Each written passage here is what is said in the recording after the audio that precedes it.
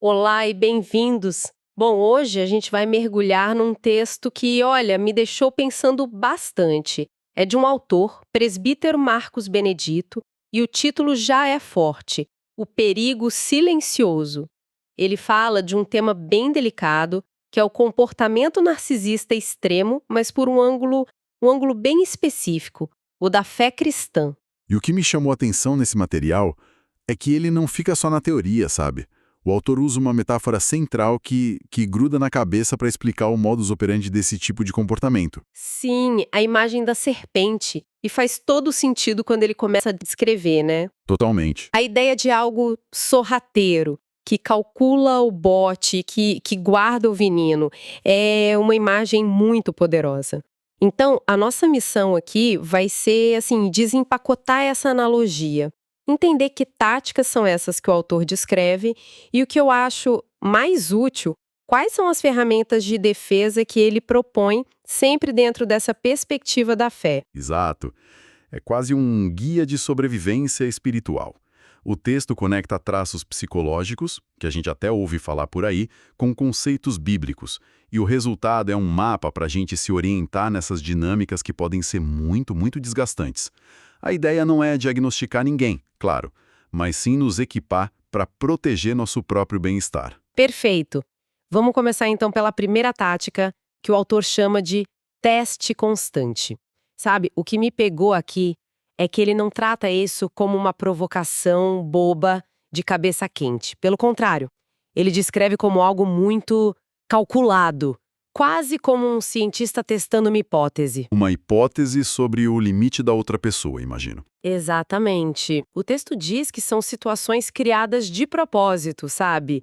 Pequenas armadilhas verbais ou de comportamento e com um objetivo muito claro: fazer a outra pessoa perder a razão. Pensa numa discussão em família. A pessoa toca repetidamente naquele assunto que ela sabe que é um gatilho para você, mas de um jeito sutil, disfarçado de, sei lá, preocupação.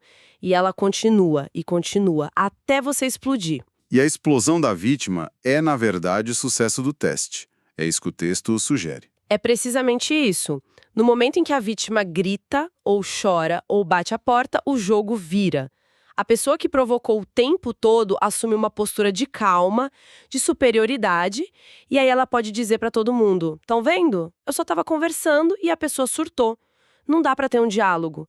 Ela se coloca como a vítima razoável e pinta o outro como o descontrolado. É uma inversão de papéis total. O que é fascinante na análise do texto é a psicologia por trás disso. Essa necessidade de controle é descrita como compulsiva. A reação explosiva do outro serve como uma validação para a narrativa interna que essa pessoa construiu para si mesma. Uma narrativa que provavelmente é de eu sou a pessoa incompreendida, a vítima. Quando o outro explode, o mundo externo parece que confirma essa autoimagem. E isso alimenta a percepção de controle. É uma armadilha perfeita, porque se você não reage, a provocação tende a escalar. Se você reage, você perde. Parece um jogo sem saída.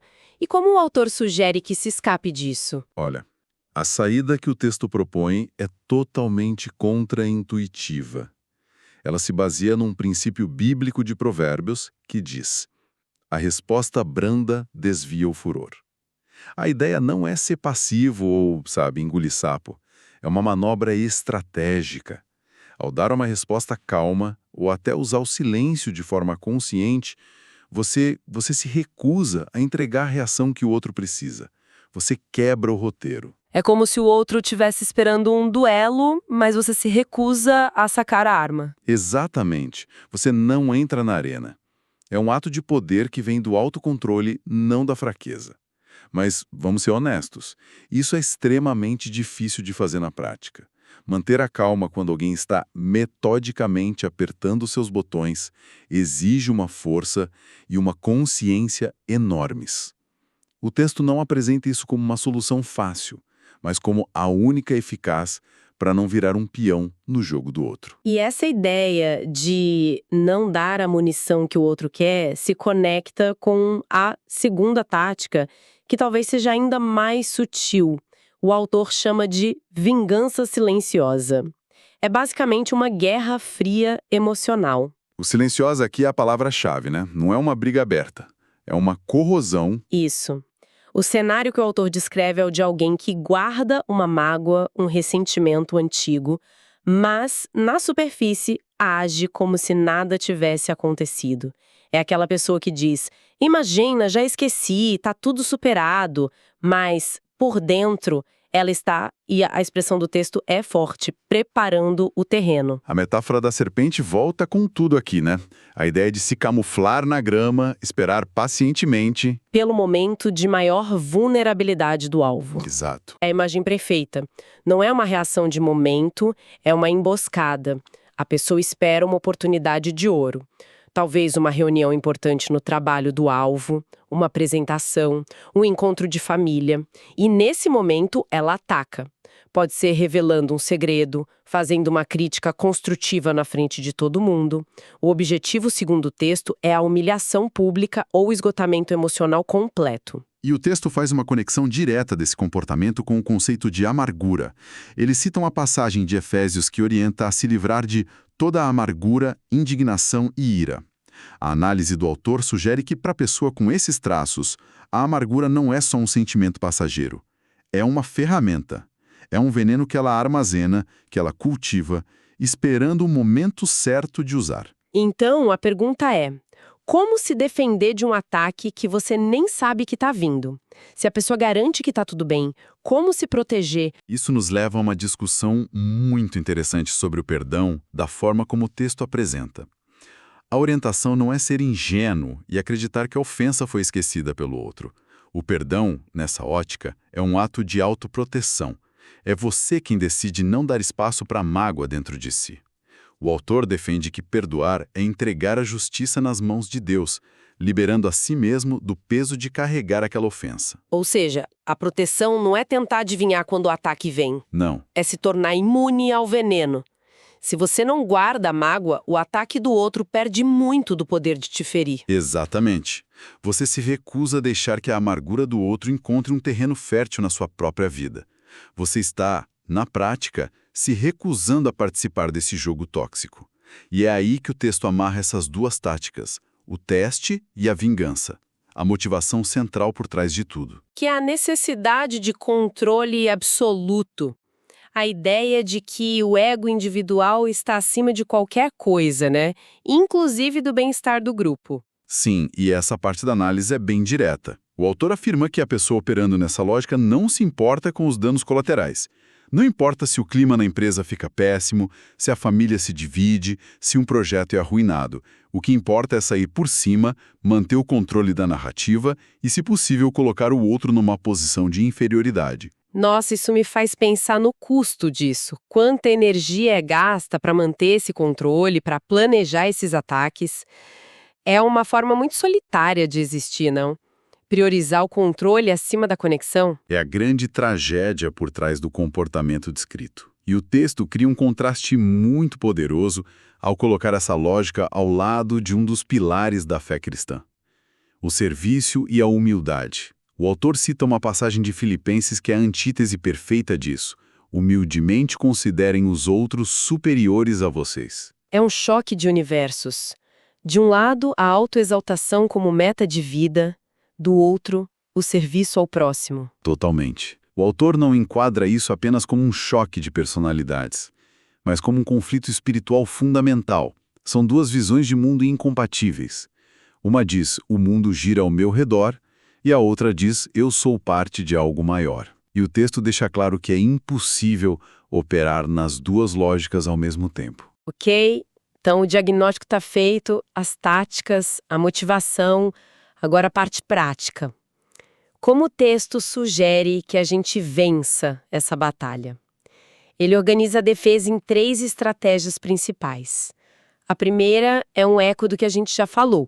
Mantenha a calma e a razão. Voltando à ideia de não morder a isca do teste constante. Isso. A orientação é não dar ao outro a recompensa de uma reação explosiva. O texto cita Tiago: pronto para ouvir, tardio para falar, tardio para se irar. É um chamado à autodisciplina emocional como a primeira muralha de defesa. É dizer a si mesmo, eu não vou entregar o meu poder a você. Certo, essa é a primeira linha de defesa. Mas e o ressentimento que fica, a mágoa? Depois de ser provocado, atacado, como lidar com isso internamente?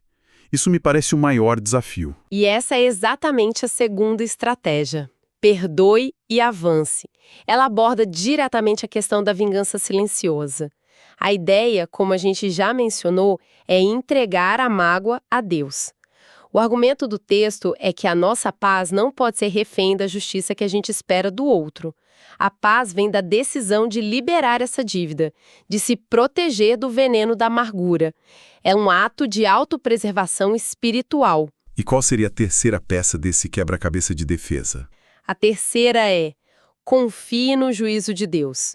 Essa estratégia lida com a nossa tentação de revidar, de querer dar o troco. A citação usada é de Romanos. Não se deixem vencer pelo mal, mas vençam o mal com o bem. A orientação é clara. Não desça ao mesmo nível. Recuse-se a entrar no ciclo de retaliação, porque na perspectiva da fé, a justiça final não nos pertence. O que eu acho notável, olhando para essas três estratégias juntas, é o foco delas. Nenhuma delas sugere tenha uma conversa franca para resolver ou confronte a pessoa. O foco é 100% interno. É verdade. Não é sobre mudar o outro, é sobre se fortalecer. Exatamente. A primeira estratégia é sobre o nosso autocontrole emocional, manter a calma. A segunda é sobre a nossa saúde espiritual, perdoar para não se envenenar. E a terceira é sobre a nossa fé, confiar que a justiça maior existe. Portanto, a vitória que o texto descreve não acontece no campo de batalha externo, acontece dentro da gente. Então, o que essa análise nos mostra é que, na visão do autor, a defesa contra esse tipo de manipulação não é uma batalha de fora, mas uma revolução interna. Não se trata de vencer uma discussão ou provar um ponto, mas de tornar o nosso próprio espírito um território infértil para o veneno. A verdadeira vitória é a paz que você se recusa a entregar. É construir uma fortaleza interna tão sólida que as táticas do outro simplesmente ricocheteiam. O poder deixa de estar nas mãos de quem provoca e passa a estar nas mãos de quem escolhe não reagir da forma esperada. Recapitulando então o texto do presbítero Marcos Benedito nos deu um mapa bem claro. Ele identifica as táticas serpentinas, o teste constante para nos tirar do eixo e a vingança silenciosa que aguarda o momento certo. E mostra que a raiz de tudo é um ego que se coloca acima da comunidade. E, em resposta, o que temos não é uma espada, mas um escudo.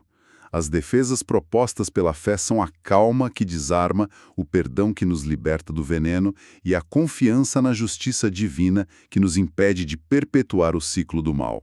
É um manual de resiliência espiritual. Um manual de resiliência. Gostei disso. Sim. E refletindo sobre tudo isso, o texto é extremamente útil em sua proposta de autoproteção. Mas ele me deixa com uma questão para pensar. Se esses comportamentos são vistos como manifestações da carne, como o autor sugere, ou seja, da natureza humana caída, Onde você quer chegar? fica a pergunta: qual seria o papel da compaixão ou da oração pela pessoa que exibe esses traços, em paralelo à autoproteção, que é inegociável? O texto nos ensina de forma brilhante a construir nosso muro de defesa, a manter uma distância segura, mas ele não explora o que fazer a partir dessa distância. Se a lógica cristã é vencer o mal com o bem, como esse bem se manifesta em relação a quem nos fere, uma vez que a gente já está seguro? É algo para se refletir.